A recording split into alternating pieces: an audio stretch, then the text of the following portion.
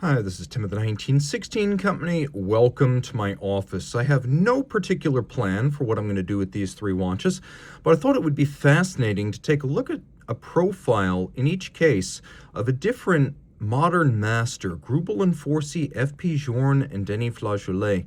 Now, these watches have nothing in common other than stratospheric prices, precious metal, and tourbillon. I'm not going to lie, this is not a cheap date. But if you've ever wanted to compare the philosophies of these legendary constructors in the metal side by side, I don't think you'll have a better opportunity than this. So this isn't a conventional review, but I think we're going to have some fun. Let's start with F.P. Journe, because he got started first. Not to say he's been in watchmaking longer, just that in 1999, he started building watches under his eponymous brand, and he was off to the races. No more building mechanisms, watches, movements for others. He was entirely dedicated to constructing his own watches, his own vision, and finally being the boss of the watchmaking side of things. Now, he's never been the chief executive or the business lead of his company. He's always had investors. He's always had professional executives, which in a lot of ways explains why his company has been more successful than a lot of other watchmakers. FP focuses on the watch itself.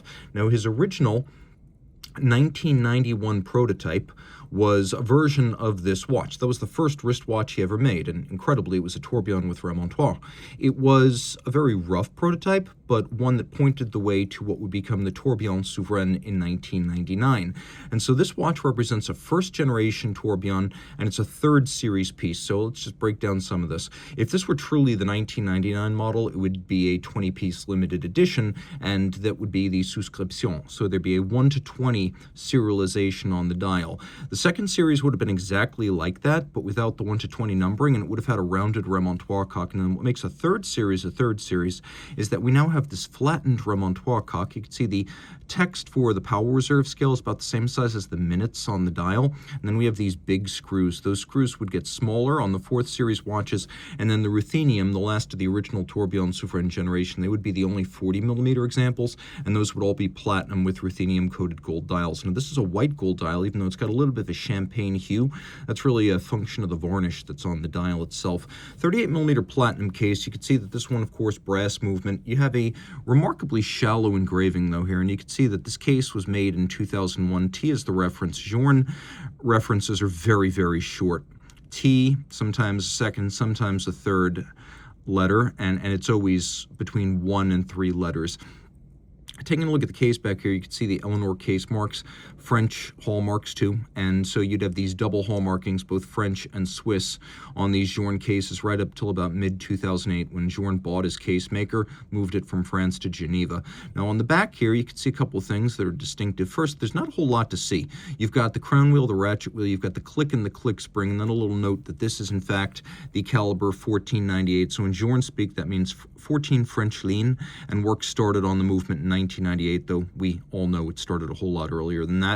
And this is the remontoire. It's a linear spring, and every second, as long as you're in the first 28 hours of power reserve, it unloads through this mechanism to power the escapement. So for the first 28 hours of power reserve, the mainspring never directly powers the escapement. You've got this constant force bridge, if you will, where a spring and a secondary escapement release the energy every second to the tourbillon, which gets constant force, and as a result can be regulated very precisely. Getting constant force means you have all sorts of regularity. Also, we've got a free-sprung architecture for precise setting, plus an overcoil hairspring, which is not a universal feature on Journe watches. So this is oriented towards precision. Well, Journe watches are not particularly renowned for finish. You could see when you have a dial side prestige mechanism like this, Journe does kick it into higher gear, even in the early days of the brand. And you could see the rounding and the polish of this bridge, the filigree style, almost bell-shaped tourbillon cage, and it is quite nicely done. It doesn't feel like they gave short shrift to decoration on this side of the watch. You can see some of the features of these early pieces. There's a little bit of a shading around some of the printed elements. You can see that shade gradient on the dial. You can also see that there's a little bit of a sense that maybe the numerals and the letters are almost like floating above the dial, and that's just because of the varnish that's on the dial, and they're printed on top of that. Again, turn it around back, not much to see, but one thing you can tell, because I mentioned the remontoire only works for 28 of the 42 hours of power reserve, if this little mechanism is jumping, the remontoir is functioning. If it's scrolling, like sweep seconds, the remontoir is not functioning. And Journe was a stickler for history. He loves history, and he is a scholar of it. And so when fully wound, this power reserve indicator indicates 0, like a marine chronometer, 0 hours since winding. It is since winding, not power remaining. Okay, now I'm going to throw this on my wrist real quick. Of course, 38mm case, it's a smaller watch. It's just over 44 lug-to-lug, about 44.6 lug-to-lug. So you'll find that even with the fairly tight, unbroken strap, this is a great fit. And this is one of the core appeals of older Journe pieces. They are all nicely sized.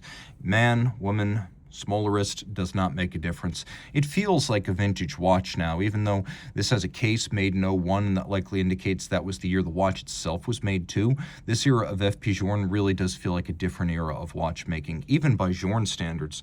Today's Tourbillon Souverain looks nothing like this and wears nothing like it. Greubel and Forsey met at Audemars Piguet Renault at Papy. Prior to that, Robert was a notable constructor. Stephen, I believe, worked in restoration. At APRP, they honed their craft and they created their association that would run through their years, establishing Completime, which is sort of a customer caliber and complication specialist. If you're familiar with the Harry Winston Histoire de Tourbillon, you're familiar with the work of Completime. And for many years, Completime made the real money, so Greubel Forsey could do whatever Greubel and Forsey thought was fun. And so stuff like this is what they thought was fun. A huge watch that's outrageous, polarizing, and for those with the budget and the inclination, and they don't need to pander to the middle of the middle. The 2004 Tourbillon, or double tourbillon, 30 degree, was their initial offering. And then in 2013, they came out with the Asymetrique, which is what you see right here. This is still the double tourbillon 30, but now off-centered, allowing the use of a sapphire viewport to see the 30 degree inclined tourbillon cage. So the inner tourbillon, which is the 1-minute tourbillon, is the one that's inclined. The outer tourbillon, which is the 4-minute tourbillon, that one operates in the same plane as the dial. The watch is only 51.8 lug-to-lug, which is probably less than you'd expect for a 43.5mm red gold watch. It is quite massive. Maybe we'll put it on Sammy the scale in just a moment. The dial is blackened gold. You can see there's a scrolling power reserve indicator. It's got a 3-day reserve. Some of these decorations speak to the cost no object standard of finish at Greubel Forsey. You could see Journe was a bit like George Daniels in that enough was enough. There was no point in gilding the lily, and aside from dial side elements that were particularly prominent, there would be no extravagance in decoration. At Greubel Forsey, there would be extravagance in decoration. Now, this was an 11-piece set. There was also one, I believe, in white gold. What's fascinating here is some of the stuff you don't notice at first. See where it says Edition Unique? Take a good look at that. That's freehand engraved. So is the individual numbering. It's not done with a drill or a laser. Now take a look at the nameplate Greubel Forsey.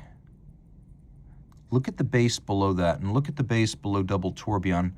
That is hand peening with a metal tool and a hammer. All of that chiseling, that is hammering right there. That is hammer peening, and it's easy to miss. Take a look at the bridges here. You can see how they're frosted. That is wire brush frosted. So this is how you do frosting today. Historically, in Greubel Forsey's hometown of La Chaux-de-Fonds, probably would have been done with acid, but that's nasty stuff to have in a workshop today, and cross-contamination is too easy.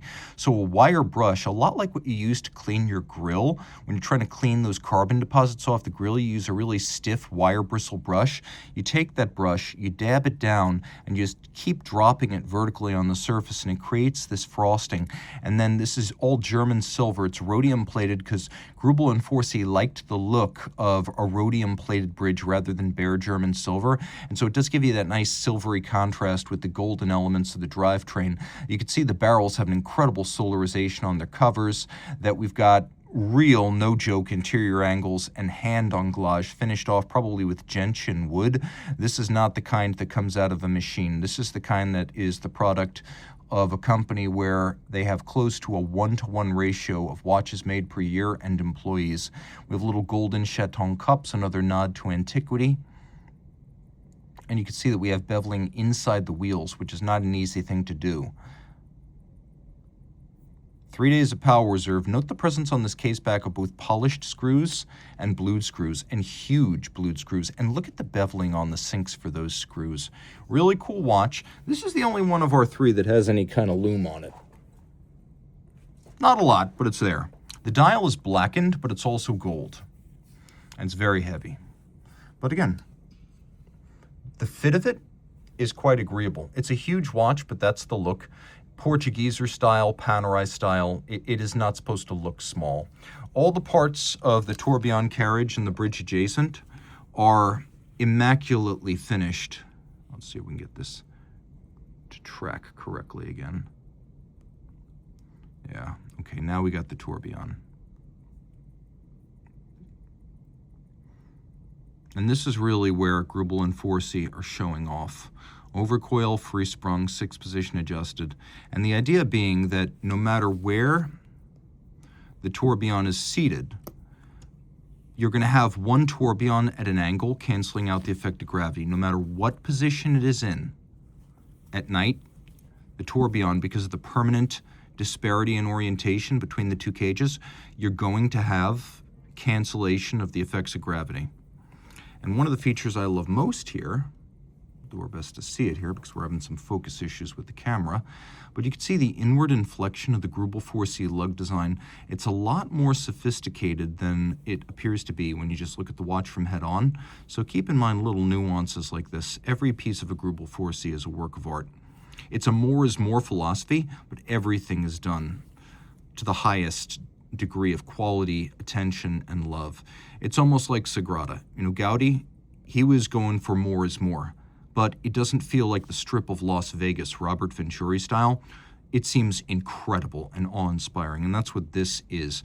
More is an easy philosophy with which to get carried away and wind up with a mess. Greubel and Forsey do it well. This is world best finishing. There are many that match. I don't know that there are any that surpass. Now, taking a quick look at something else, this is a very different kind of watch because it embodies the philosophy of Denis Flageolet and David Zanetta of de Bethune. Those are the 2 co-founders of the company. We don't talk about David much, but he was a vintage dealer, and he knew vintage well. He was the kind of guy who would live on the auction scene and buy and sell things that were very rare, very expensive, and highly touted.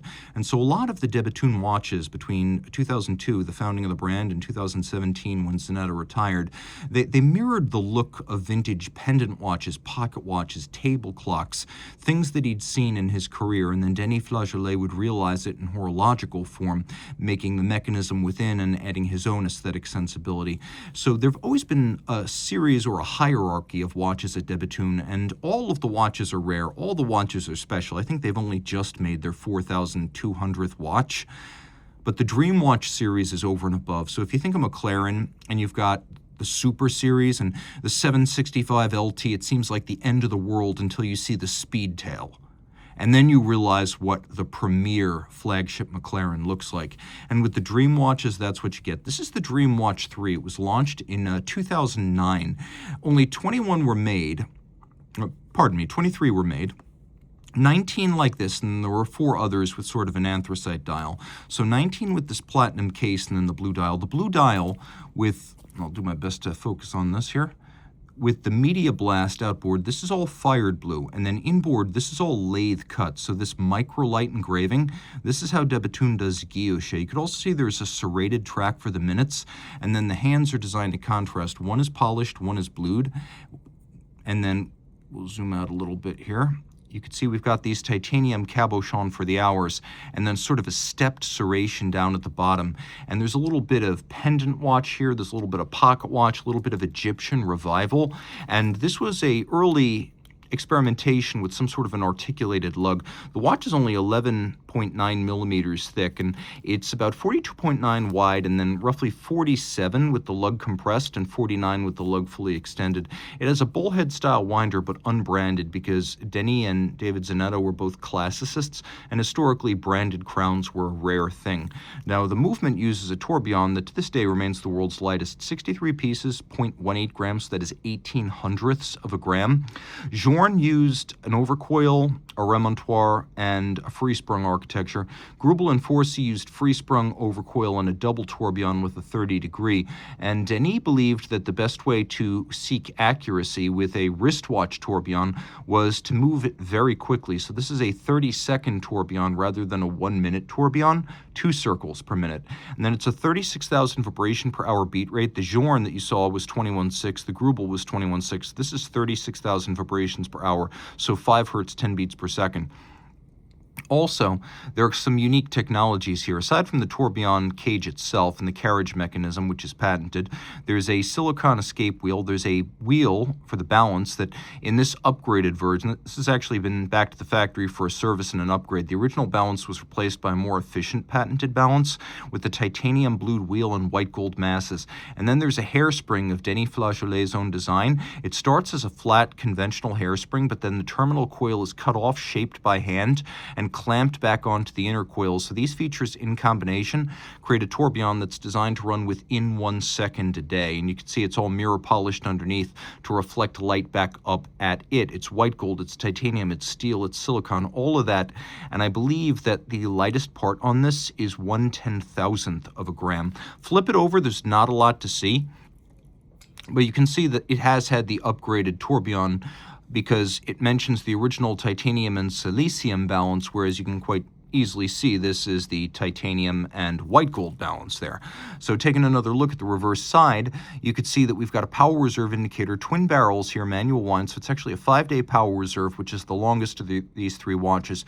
The Greubel is 3 days, the Journe is 42 hours, and then you can see we were moving into the era when Bethune started to make its own dials, cases, and movements, and Journe is also fully integrated in that regard, but you can also see some patents are mentioned on the back, and you can see the Bethune maker's mark on the case.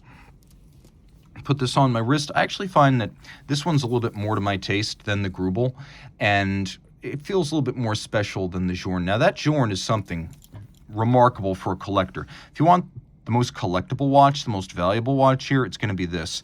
If you want the most audaciously decorated, it's going to be this. If you want the most technically audacious and offbeat, it's going to be this. So that's how you decide. This is one of the first 100 examples ever made. I mentioned those different generations, but if you just take, and by that I mean series, this is the first generation. I mentioned all those series. If you just take that first generation and every series, it's only a few hundred watches. Even in the third series of the first generation, they were still not yet up to 100. So this is one of the first 100. This is something very different. This is kind of a weird watch, and it's a little bit wacky. I'm not going to lie. It's not for everyone, and it represents Bethune at its most Bethuniest. You know where I stand on these, but I'm going to let you make up your opinion and make your own choice. So let me know in the description below. First generation, 3rd series, Journe Tourbillon with remontoir, Greubel Forsey, double tourbillon Asymetrique, and Bethune Dreamwatch 3. Which one would you buy?